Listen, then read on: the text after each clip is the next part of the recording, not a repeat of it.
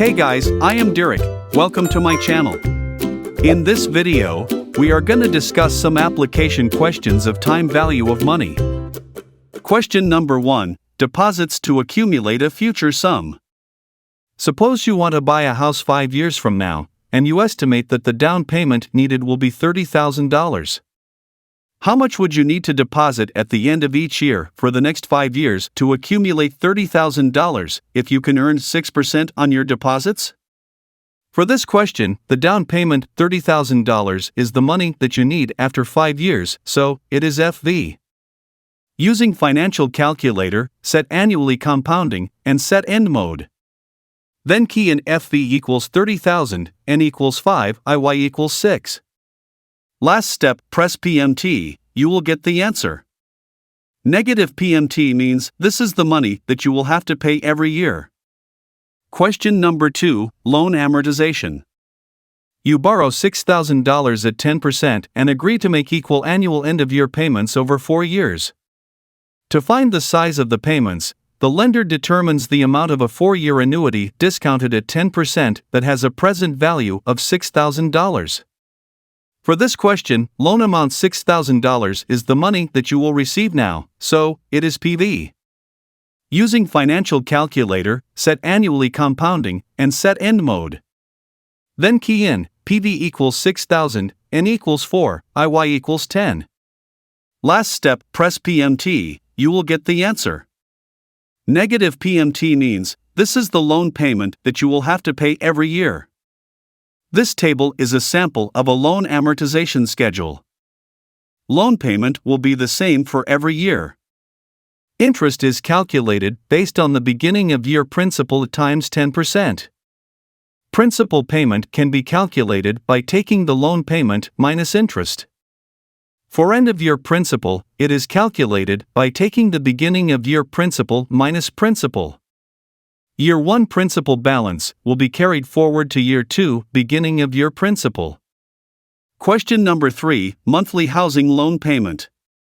If you borrow $100,000 at 7% fixed interest for 30 years in order to buy a house, what will be your monthly housing loan payment? For this question, loan amount $100,000 is the money that you will receive now, so it is PV. Please take note, this is a monthly compounding question. Using financial calculator, set monthly compounding, and set end mode. Then key in PV equals 100,000, IY equals 7%, N equals 30 times 12 is equal to 360. Last step, press PMT, you will get the answer. Negative PMT means this is the loan payment that you will have to pay every month. Question number 4, growth rates. You wish to find the growth rates reflected in the stream of cash flows that you received from a real estate investment over the period from 2018 through 2022, as shown above. For this type of question, you will need to set the first year as PV, last year as FV. One should be positive, the other one should be negative. So, I'll set PV as positive, FV as negative. About the compounding period, N, it is only 4, although it has 5 years. Because the cash flows only grow 4 times. Using financial calculator, set annually compounding, and set end mode. Then key in PV equals 1,250, FV equals negative 1,520, N equals 4. Last step, press rate, you will get the growth rate 5.01%. Question number 5, interest rate. You can borrow $2,000 to be repaid in equal annual end-of-year amounts of $514.14 for the next 5 years.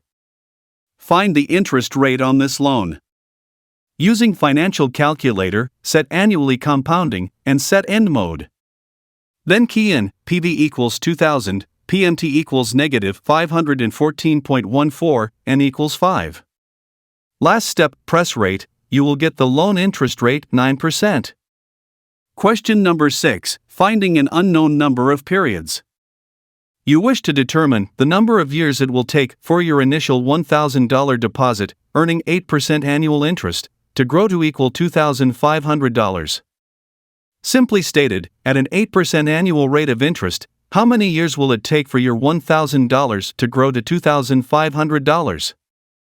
Using financial calculator, set annually compounding, and set end mode. Then key in PV equals negative 1,000, FV equals 2,500, IY equals 8%. Last step, press periods. You will get 11.91. This means it will take about 12 years to grow your money from $1,000 to $2,500, based on 8% interest rate. Question number 7, Retirement Fund. After graduation, you plan to invest $400 per month in the stock market. If you can earn 12% per year on your stocks, how much will you have accumulated when you retire in 30 years' time? Using financial calculator, set monthly compounding, and set end mode. Then key in PMT equals negative 400, IY equals 12%, N equals 30 times 12 is equal to 360. Last step, press FV, you will get the answer. This is the sum of money that you will have accumulated after 30 years' time. Question number 8, Retirement Fund for specific purpose. Upon retirement, your goal is to spend 5 years traveling around the world. To travel in style will require $250,000 per year at the beginning of each year. If you plan to retire in 30 years, what are the equal monthly payments necessary to achieve this goal? The funds in your retirement account will compound at 10% annually. To better analyze this question, you'll need to draw a timeline. As shown here, before year 30, you'll be working and saving money. On year 30, when you retire, you will start traveling around the world. In order for you to have that amount of money to travel, you need to save first. A very important idea here, your FV of saving must be equal to the PV of spending. So, what you spend is what you saved. Go to the first step, to get the PV of spending. Using financial calculator, set annually compounding, and set beginning mode. Then key in PMT equals negative 250,000, N equals 5, IY equals 10. Last step, press PV, you will get $1.042 million. This is the PV of spending, and also the FV of saving. So, we may set the same amount of money as FV in the next step.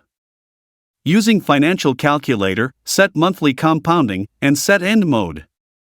Then key in FV equals 1.042 million, and equals 30 times 12 is equal to 360, IY equals 10. Last step, press PMT, you will get the final answer. This is the amount of money that you have to save every month in order to achieve your goal after retirement. So, around $460 monthly saving, it seems to be achievable. Last question, savings for specific purpose. You plan to start pursuing master's degree 5 years from now. You'll have to pay tuition fee at the beginning of every 3 months for $3,000. Your study will take 2.5 years to complete. If you start depositing money into your bank account every month, how much should you deposit monthly? Assume an interest rate of 6% applied. We hold the same principle, FV of saving equals to PV of spending. So, what you spend is what you saved. Go to the first step, to get the PV of spending. Using financial calculator, set quarterly compounding, and set beginning mode. Then key in, PMT equals negative 3,000, IY equals 6, N equals 2.5 times 4 is equal to 10. Last step, press PV. You will get the answer, around $28,000.